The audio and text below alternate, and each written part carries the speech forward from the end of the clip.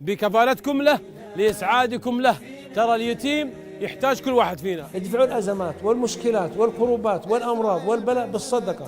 لله ملكان في صحيح مسلم يناديان في كل صباح اللهم أعطي ممسكا خلفا. ملك يدعو لك. ملك. الله أكبر. وأعطي ممسكا تلفا. يا الله. أنا وكاف اليتيم كهاتين في الجنة.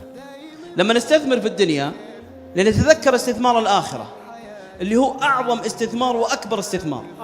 ذنوبنا معاصينا كثيرة، الصدقة تطفئ ذنوبك. الله هذا قول النبي صلى الله عليه وسلم. وينتهي. يكتمل مبنى استثماري لليتيم تبع جمعية عروة الخيرية والمحتاج، وفيها إفطار الصائمين، وفيها تأمين منازل وعلاج مرضى الفشل الكلوي وغيرهم من المرضى. فيها الجمعية المباركة. يكمل ولا ما يكمل؟